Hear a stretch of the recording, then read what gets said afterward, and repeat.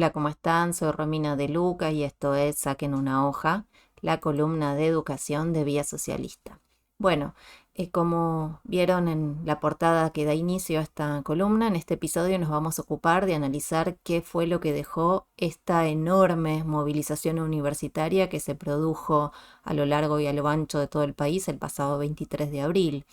Eh, lo cierto es que el conflicto universitario nos permite mostrar cómo en realidad el ajuste liberal, que tiene una magnitud brutal, en realidad es una cara de la moneda, en donde en la otra cara encontramos a los gobiernos peronistas, kirchneristas, que también han ajustado la universidad en las últimas décadas.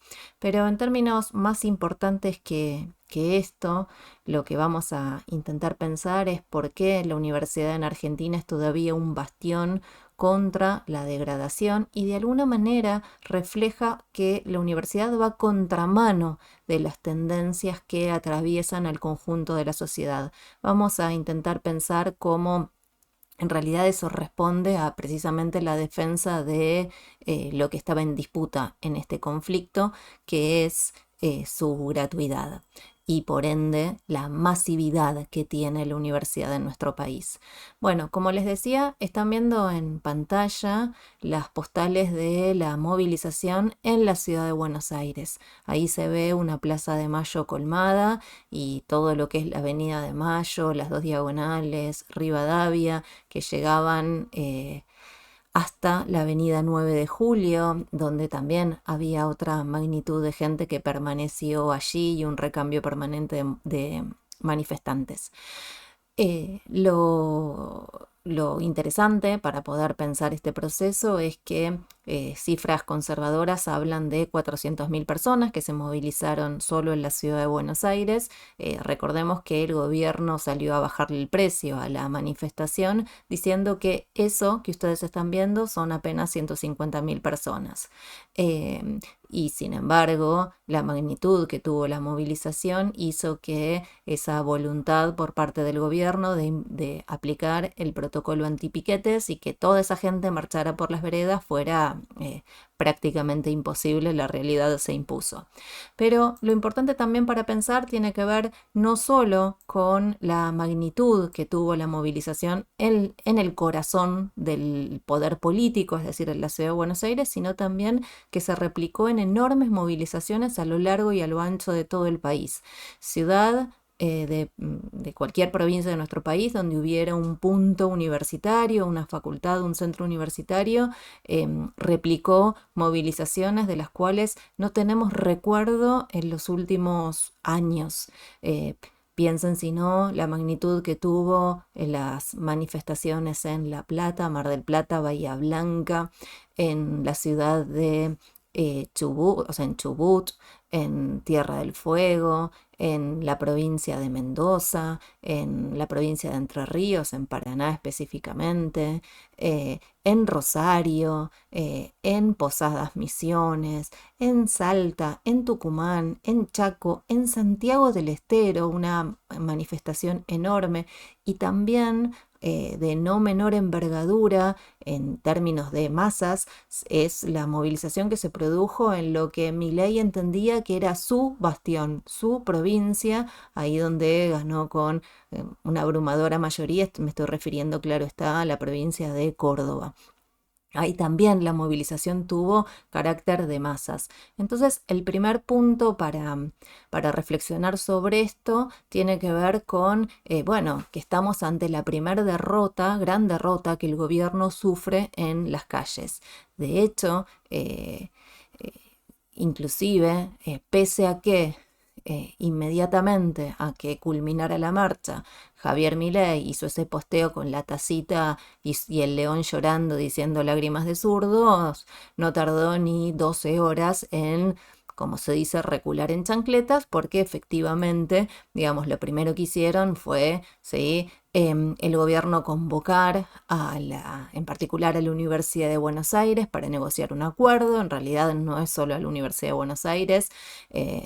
había una reunión pautada para el 30 de abril y, digamos, cuando no, le echaron la culpa al negociador de turno, en particular Álvarez, que era el funcionario del gobierno que negociaba con las universidades, y colocaron a la misma Sandra Petovelo a cargo de llevar adelante ella las negociaciones, o en su defecto el secretario de Educación Torrendel. El mismo Torrendel salió a decir, bueno, en realidad lo que encontramos es que el presupuesto universitario para el 2023 proyectado era de 750.000 millones de pesos, se erogó un 82% más a lo largo del año, unos 1,38 billones de pesos, coloquen ustedes mentalmente la cantidad de ceros que acompaña esa cifra, con lo cual la comparación era, bueno, de lo proyectado se erogó un 82% más, pero claro, en un año, en el último año, solo hasta diciembre, la inflación acumulada es del 211%, cifra a la cual hay que sumar el casi 50% que en solo 3 meses se proyectó el gobierno de Milei, ¿no? Entonces, este primer punto, este tomar nota de esa movilización masiva, bueno, aparece en el centro de la escena. ¿Y por qué tomaron nota? Bueno, por un lado, porque lo que encontramos en la marcha universitaria no solo es su masividad, sino también es su transversalidad. Es decir, digamos, en la movilización, casi 800.000 millón de personas que se movilizaron a lo largo de todo el país, bueno, efectivamente atravesaron a todas las clases sociales, pero en particular lo importante para destacar tiene que ver con el gran componente obrero, proletario, de trabajadores que tuvo la marcha, ¿no? Se replicaban en todos los puntos en los cuales había concentración, carteles de manifestantes diciendo: yo soy la primera generación, hijo de un obrero rural o de una mucama o de, digamos, una enfermera o de docentes, es decir, toda población obrera. Y en ese sentido esto se vio muy fuertemente en la marcha, además de, digamos, sectores de la cada vez más raliada pequeño burguesía, o coloquialmente denominada clase media, y también uno puede decir, bueno, inclusive en la marcha confluyeron distintos sectores, hijos de burgueses que inclusive pueden perfectamente estudiar en universidades privadas. Piensen que el reclamo de la marcha por mayor presupuesto fue suscripto por 2 universidades privadas muy prestigiosas, como son la Universidad de San Andrés y la Torcuato Di Tella, diciendo: nosotros estamos acompañando también este reclamo, ¿no? Entonces, un primer aspecto que observamos en la marcha tiene que ver con su masividad y su transversalidad. Y el otro elemento que hizo que efectivamente el gobierno, digamos, de alguna manera recogiera el guante o el mensaje político que había dejado la marcha, tiene que ver con que inclusive esa población que el gobierno sentía como su base de apoyo propia, en particular de los libertarios, esta idea de que la juventud se había vuelto de derecha y libertaria porque había votado masivamente a Javier Milei, y que por eso defiende la comunicación a través de las redes sociales. Bueno, efectivamente la marcha estaba plagada no solo de población joven que transita las universidades, mayores de 18 años, sino también de cientos de centros de estudiantes secundarios, es decir, pibas y pibes de 12, 13 años defendiendo la posibilidad de su derecho a estudiar en la universidad, ¿no?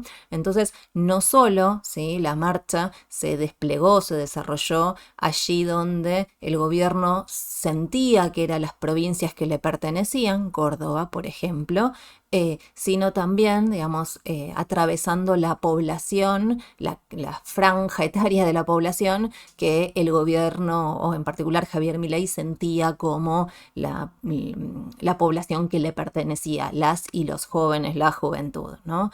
Y por otro lado también el otro aspecto que aparece en la movilización tiene que ver con que fue acompañada, ¿sí?, por sus propios aliados políticos. Este es el caso del radicalismo, digamos, que lo acompañan en general con algunos matices, pero también de sectores del PRO, ¿no? La foto de Rodríguez Larreta frente a la Universidad de Buenos Aires, bueno, es un claro ejemplo, ¿sí?, de que inclusive sus propios aliados políticos fueron parte de esta movilización.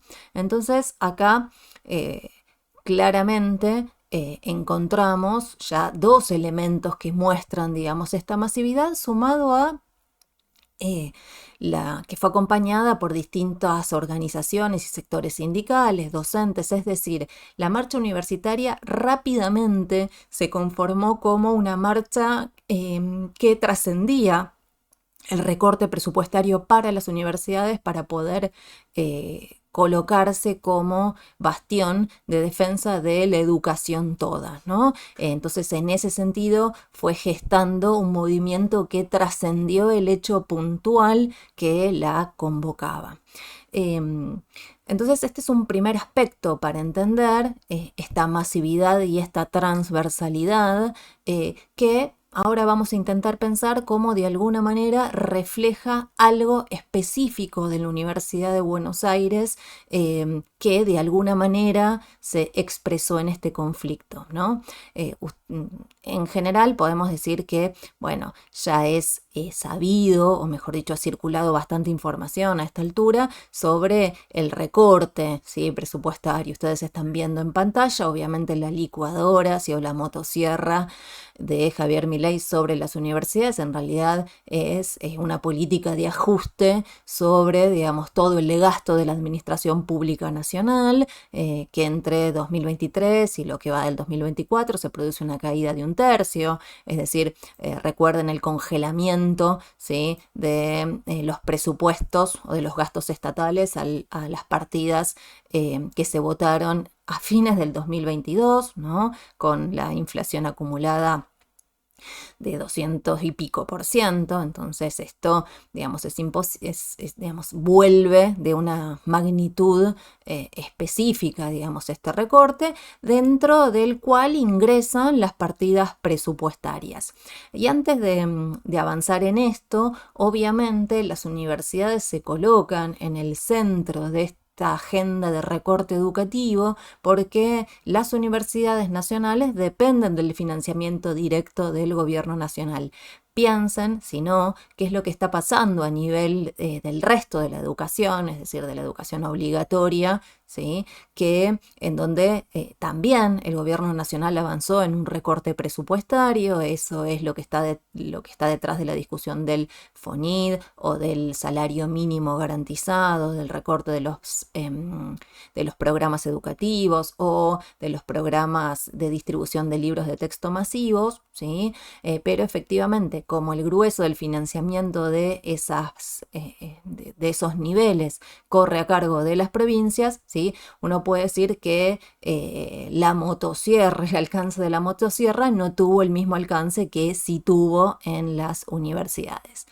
También les decía, digamos, sobre la coyuntura, se fueron publicando, digamos, algunos datos. Este es un informe que elaboró la ASIG, ¿sí?, que muestra la caída, en realidad la evolución histórica, ¿sí?, entre 1997 y la actualidad, el trimestre que llevamos del 2024, del presupuesto vigente del Programa de Desarrollo de la Educación Superior, que financia el grueso de la educación universitaria. Y ahí, digamos, la primera conclusión que podemos sacar, si ustedes miran la barra violeta, digamos, expresa este primer trimestre del 2024, es, bueno, efectivamente ese recorte que se produce del presupuesto, una caída brutal del presupuesto, si se compara trimestre con trimestre, algunos hablan de un 70%, un 30%, pero lo cierto, ¿sí?, es que lo que podemos observar también, ¿sí?, tiene que ver con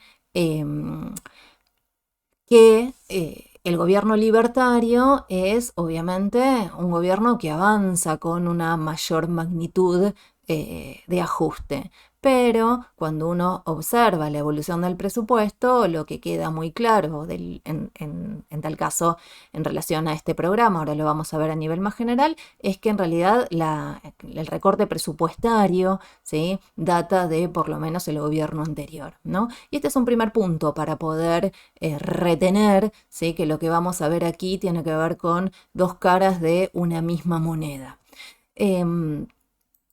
Luego, ¿no? Es interesante porque cuando observamos, este es un gráfico también elaborado por la ASIG, ¿sí? Que compara el presupuesto educativo anual, ¿sí?, y lo divide en función de la matrícula, es decir, la cantidad de estudiantes. Acá estamos mirando pregrado y grado, ¿no? Dentro de, en particular, las instituciones estatales. Y fíjense de nuevo, la barra violeta, ¿sí?, es la que muestra el gobierno de Javier Milei, en donde cuando se divide el presupuesto en función de cada estudiante, esta es una cuenta teórica para poder pensar, ¿sí?, cómo evoluciona el presupuesto. Bueno, efectivamente, digamos, el recorte es casi 680.000 pesos, es lo que es la caída, digamos, es el gasto por estudiante.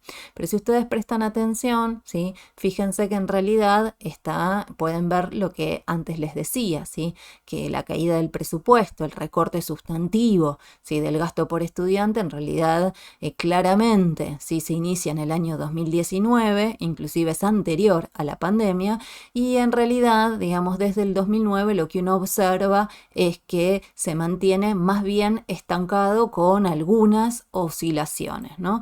Entonces, este también es un punto importante para retener, porque efectivamente los libertarios, digamos, salieron a decir, bueno, nosotros no estamos solos en esta política de ajuste y, digamos, en este punto hay que darles la razón, ¿no? Si continuamos, ¿sí?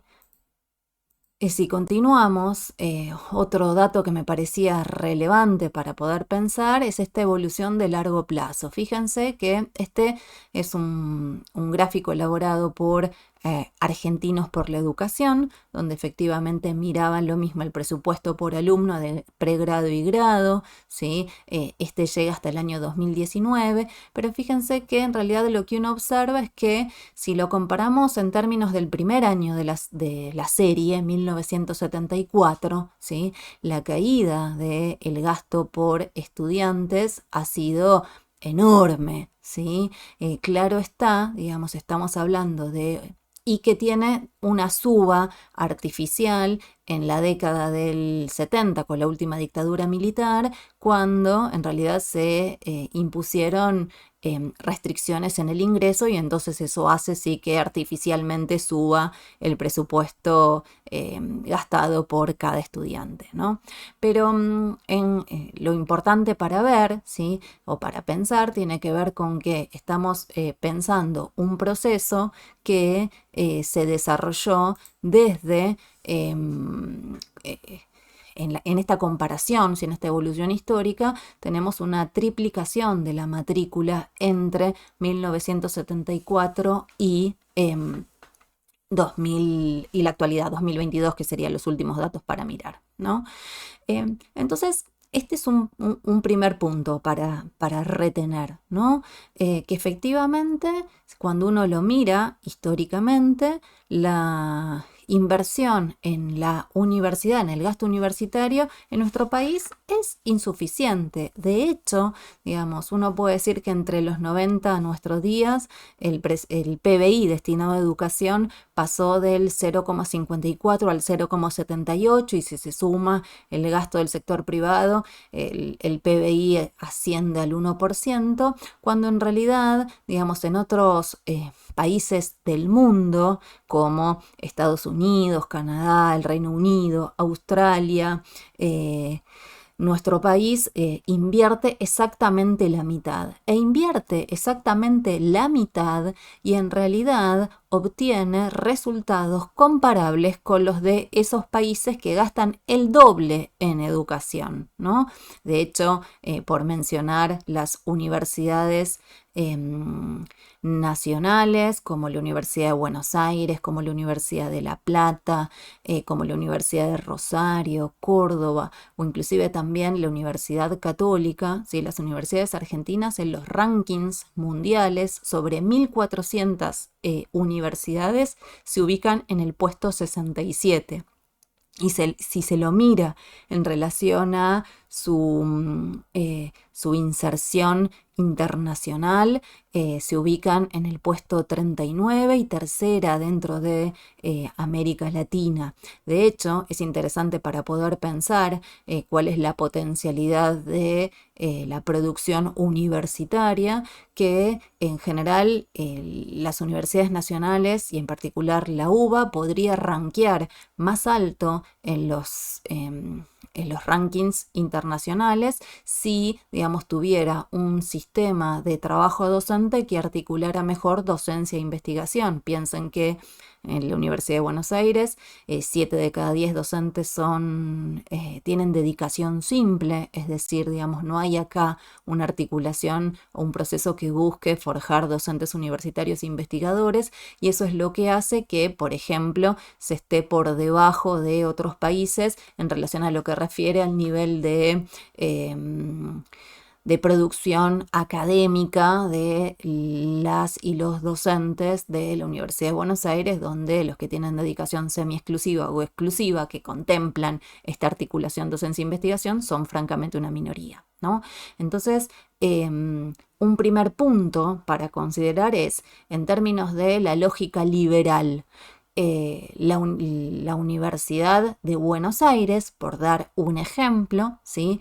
Es muy eficiente en términos de el menor presupuesto que recibe si se lo compara a los lugares, los puestos que ubica a nivel mundial en función de la baja de su presupuesto y de las condiciones de trabajo del conjunto de su docencia, que están atravesadas por la precarización, porque esto es lo que expresa esta no articulación de docencia e investigación y también, digamos, la ausencia de la carrera docente, ¿no? Entonces, digamos, cuando los liberales dicen que en realidad el problema de las universidades es que no gastan bien, al contrario, las universidades argentinas son las más eficientes en términos de la racionalidad capitalista si se compara rendimiento en función del ahogo presupuestario que sufren hace décadas. Recuerden, si no, los gráficos que les mostraba recién en relación al presupuesto, ¿no?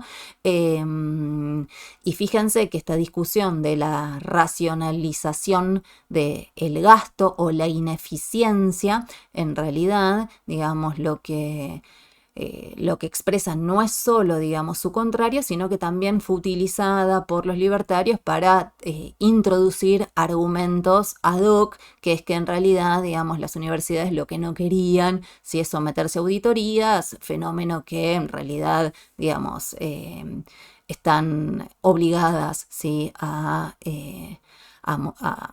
auditar, ¿sí? Entonces, digamos, el conflicto no se desencadena porque las universidades no quieren, ¿sí?, ser auditadas, porque auditorías, digamos, tienen, sino, digamos, ese es un argumento que ad hoc se trae para intentar deslegitimar el reclamo, ¿no? Otro de los aspectos que también es interesante que ha aparecido, digamos, dentro de, llamémosle, la fantasía liberal, ¿sí?, es la idea de que el problema de las universidades nacionales tiene que ver con la población extranjera, es decir, esta idea de que le financiamos los estudios a los extranjeros y entonces por eso en realidad un presupuesto que es mucho, que en realidad internacionalmente Argentina está por debajo de la mitad, ¿no? de lo que gasta cualquier país que se precie como tal, pero digamos está esta fantasía en torno a la magnitud de la población extranjera. Y la verdad es que lo primero que hay que decir es que pareciera ser que los funcionarios que forman parte del Ministerio de Capital Humano y o de la Secretaría de Educación jamás miraron los anuarios estadísticos que muestran datos muy contundentes, ¿sí? Ustedes están viendo ahí en pantalla el total y el porcentaje de estudiantes universitarios de grado y de pregrado extranjeros sobre el total, sobre 2,5 millones, ¿sí? Voy a redondear, de estudiantes en toda la universidad, apenas 105.000 son extranjeros, es decir, constituyen menos del 4% de la matrícula total, ¿no? El otro aspecto también para tener en cuenta es que ni siquiera podemos decir que formen parte de, una población mayoritaria dentro de lo que es el circuito de posgrado de las universidades, ¿sí? Porque en efecto constituyen el 9% de la matrícula de posgrado, siendo apenas 17.000 o casi 18.000, si quieren, redondeemos para arriba, ¿sí? De estudiantes extranjeros, ¿no? Entonces, fíjense que este es estamos hablando de un problema que es falso, porque por la magnitud de la población extranjera no podemos acusarla de ser los causantes del desfinanciamiento universitario. Pero el otro aspecto que me parece que es importantísimo para poder pensar, y que en realidad es el núcleo de lo que está en discusión, ¿sí? Tiene que ver con poder pensar, bueno, ¿por qué estos estudiantes, ¿sí? O estos migrantes deciden, ¿sí? Radicarse en nuestro país para estudiar? Y esto tiene que ver con lo que hablábamos recién, los niveles de excelencia que aún conservan las universidades de todo el país, ¿sí? Que se ubican en los estándares más altos a nivel mundial. Y lo cierto es que esto no lo encontramos en ningún renglón de la economía, en donde, por ejemplo, nuestro país no hace más que perder posiciones, es decir, perder productividad, es decir, digamos, empobrecerse, perder pujanza y perder vitalidad. Y sin embargo, las universidades argentinas, ¿sí? Expresan la tendencia contraria y son punto de atracción de la población inmigrante. Entonces, acá, nuestro país, cuando tenemos, ¿sí? Inmigrantes que vienen a estudiar a las universidades argentinas, en realidad lo que estamos observando, ¿sí? Es un proceso de exportación, ¿sí? De un recurso humano formado si ese inmigrante estudiara y se radicara en su país de origen. Hay que decir también, ¿sí? Que esa población viene acá y consume, ¿sí? Alquila una vivienda, inclusive trabaja, ¿sí? Con lo cual no es que acá estamos ante un proceso, ¿sí? Que es nulo en términos de la economía de un país cuando lo pensamos en términos globales. Y por otro lado, y este es otro aspecto que también hay que pensar y que hace a, digamos, el poder entender el destino de la universidad en el seno de un país, ¿sí? Es falso que esos inmigrantes estudien y se vayan, siendo entonces un gasto para nuestro país. Dentro del sistema de salud, ¿sí? Sobre todo lo que refiere, digamos, atención de guardias o atención de urgencias, emergencias, ¿sí? Encontramos que esos médicos, ¿sí? Inmigrantes que nos atienden, bueno, efectivamente pueden haber pasado por nuestras universidades nacionales, y entonces es falso que no se radican en el país y que simplemente vienen, ¿sí? A estudiar. Obviamente lo hacen porque comparativamente en relación a sus países, y ahora lo vamos a ver, ¿sí? La Argentina conserva algo que es una conquista del conjunto de la clase obrera, que es la defensa de la gratuidad universitaria, ¿no? Y paradójicamente, y esto habla de la gran contradicción que expresamos entre una universidad de excelencia y el destino del país, ¿sí?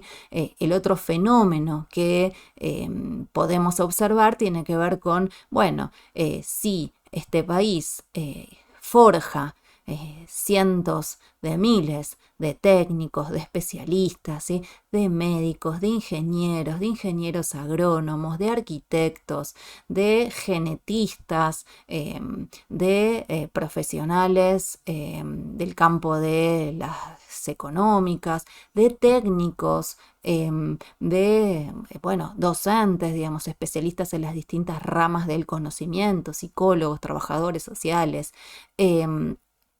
psicopedagogos, digamos, y, digamos, no logra luego insertarlos en su estructura productiva, aprovechándolos como ese personal y esos técnicos que van a producir las soluciones que nuestro país necesita, ¿sí? El destino que tienen esas capas profesionales es la inmigración, eso que se conoce, ¿sí? Como la fuga de cerebros, ¿no? Entonces, y este es el principal problema de la relación sociedad-universidad, ¿sí? Que la universidad, producto de su masividad, logra, digamos, niveles de excelencia, pero no logra, ¿sí? Absorber al conjunto de esos técnicos, y piensen si como los investigadores, los científicos son requeridos en otras partes del mundo para inclusive dirigir equipos de investigación, de desarrollo, ¿no?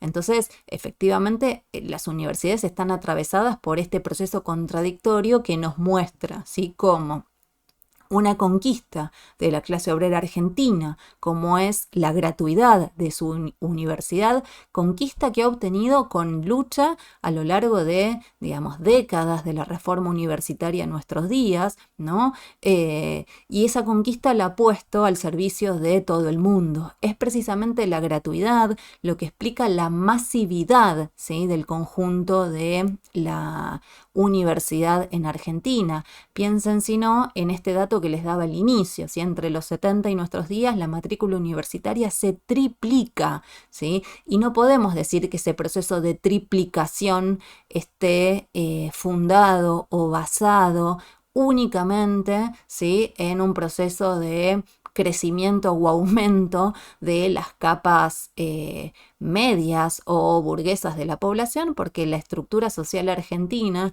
lo que hace de los 70 para acá más bien es lo contrario, es polarizarse en términos sociales, reduciéndose la composición de esa coloquialmente denominada clase media, ¿sí? Reduciéndose esa capa, reduciéndose también lo que es la capa de la burguesía, ¿sí? Y proletarizando a enormes masas de la población. Entonces, no podemos pensar que esta triplicación de la matrícula universitaria responde, ¿sí? A un proceso de crecimiento de las capas acomodadas, para decirlo rápidamente, ¿sí? Lo que observamos cuando miramos, ¿sí? La composición de clase que atraviesa a la universidad es que la universidad es centralmente proletaria. Y es más, piensen, ¿sí? Que en general lo que se observa también cuando uno mira estos indicadores es que inclusive cuando se toma la encuesta permanente de hogares, el 18% de la población de menores ingresos de todo el país transita, cursa estudios universitarios. Esto quiere decir que la universidad es masiva desde las fracciones, digamos, más acomodadas de la clase obrera, ¿sí? Hasta sus fracciones más pauperizadas y más pobres. Y esto es gracias a la gratuidad de la universidad, que es precisamente lo que estuvo en disputa en este conflicto. Decir que la universidad en Argentina es centralmente proletaria no quiere decir que el conjunto de la clase trabajadora tiene estudios universitarios. De hecho, cuando uno compara la tasa de matriculación universitaria en función de las franjas de edad, ¿sí? Lo que encontramos es que en realidad de entre los que tienen 20 y 24 años, solo un 28% responde a la matrícula universitaria, es decir, conforma esa tasa universitaria. Pero, digamos, lo que sí quiere decir es que efectivamente la población que transita todos los días las distintas universidades a lo largo y a lo ancho del país es masivamente trabajadora, ¿no? como les decía antes, en realidad lo que hay que pensar es que, en efecto, digamos, hay un proceso de también, digamos, de selección y de estratificación y de estratificación de clase al interior de las universidades, porque lo que podemos decir es que el primer filtro, ¿sí?, para poder ingresar a las altas casas de estudios es haber terminado la escuela secundaria. Y hoy en nuestro país, de cada 10 que arrancan la escuela secundaria, hay 5 que no terminan la escuela secundaria. Entonces ese es el primer filtro. Por eso decir que hoy en la universidad su población es mayoritariamente obrera, no quiere decir que el conjunto de la clase obrera tiene estudios universitarios. Eso, digamos, a poco de ver los datos censales, digamos, rápidamente encontramos que esto, digamos, no es así. Pero sin embargo, y esto es lo que, digamos, estaba detrás de este conflicto, tiene que ver con esto que recién les decía, ¿no? Detrás de la gratuidad y de la defensa por la gratuidad es lo que explica la masividad de la universidad en nuestro país. Estamos hablando de 2,5 millones de universitarios en un país que tiene 50 millones de habitantes. Y podríamos, digamos, decir, ¿no?, que los libertarios, uno de los mecanismos que encuentran para intentar atacar la universidad, refiere, ¿sí?, a su bajo rendimiento, ¿no? Antes les decía, bueno, la verdad es que con el presupuesto que se invierte en las universidades, en realidad nuestras universidades son las más eficientes del mundo, pero el otro aspecto también que hay que considerar, y esto muestra que estamos ante una política de clase, cuando vemos qué es lo que se hace en materia de sostenimiento de las universidades, ¿sí? El otro aspecto que hay que mencionar es, bueno, que en realidad sí, la duración de las carreras se extiende, ¿sí?, más en el tiempo de los tiempos teóricos. Podemos discutir si en realidad, digamos, esa tasa se ubica muy parecida a otros países, digamos, del mundo, pero supongamos que tomamos este argumento por bueno. En realidad esto tiene que ver con un problema que atraviesa a la política universitaria hace décadas, que es que, paradójicamente, mientras tienes a la mayoría de su población, ¿sí?, que transita por las universidades de composición proletaria, no hay ninguna política de sostenimiento de esos estudiantes que muchas veces, digamos, tienen que trabajar en simultáneo a sus estudios para sostenerse a sí mismos o a sus familias, y esta es la causal estructural y material que explica, en tal caso, que las carreras no se desarrollan en el tiempo teórico en el cual están estipuladas y están fijadas. No obstante, pese a que, digamos, uno diga, bueno, tengamos un estudiante de una universidad del conurbano bonaerense que se reciba en 15 años, tengo allí un universitario, tengo allí un técnico y un recurso que, si el país le ofreciera un destino a el conjunto de su población, bien podría forjarlo. Entonces, ¿esto qué nos muestra? O sea, este dato donde uno puede ver y concluir, bueno, no solo no hay un acompañamiento a las y los estudiantes para el sostenimiento de sus trayectorias, y esto seguramente quienes estén escuchando esta columna y están estudiando en una universidad del interior del país, saben la importancia que tiene, digamos, para que esas chicas y esos chicos puedan sostenerse, ¿sí?, en sus trayectos universitarios, que haya albergues y que permitan, digamos, por ejemplo, albergues estudiantiles que permitan vivir cerca de donde han decidido estudiar, ¿sí?, o inclusive el boleto estudiantil o el servicio de comedor. De nuevo, ¿no?, vayamos a pensar las grandes luchas protagonizadas por los estudiantes universitarios, digamos, estuvieron atravesadas siempre por estos componentes, ¿no? Y en ese sentido, entonces, que hace décadas tengamos que ver cómo las condiciones de apoyo a la población obrera universitaria son paupérrimas, ¿sí?, nos muestran que estamos ante una política de clase que, por un lado, ¿sí?, no no planifica, por ejemplo, qué técnicos o qué ramas, ¿sí?, debería desarrollar para poder de alguna manera, ¿sí?, vincular esa universidad al servicio del desarrollo del país, ¿no? Y entonces en ese sentido poder pensar, bueno, qué carreras, ¿sí?, deberíamos planificar, qué técnicos forjar y cómo hacerlo. Y en el cómo hacerlo esto nos lleva a lo que estábamos analizando recién. Si yo quiero rápidamente tener un técnico, ¿sí?, o ingeniero agropecuario, bueno, efectivamente, digamos, voy a tener que pensar cómo los recluto de la escuela secundaria, cómo, digamos, además sostengo esa trayectoria, ¿no? Y eso no ocurre en la vida universitaria y claro está, vincula, digamos, este aspecto de la vida educativa superior, ¿sí?, con ese otro dato de la educación en Argentina, que hace décadas que está atravesada por enormes problemas y que hace que, por ejemplo, al terminar la escuela secundaria, 8 de cada 10 chicas y chicos no tengan los conocimientos mínimos en lo que refiere a matemática. Eso lo hizo el peronismo, el kirchnerismo, que ha gobernado la mayoría de los años de la democracia para acá, ¿sí? Y entonces no pueden decir que no son parte del problema que hoy afecta a la universidad, ¿sí? ¿Tiene la universidad un componente proletario? Lo tiene a pesar, ¿sí?, de las políticas que han implementado, ¿sí?, que en realidad han llevado a la universidad a un desfinanciamiento también, en el cual Milei, ¿sí?, se ubica, digamos, agudizando este proceso y reforzando además, ¿sí?,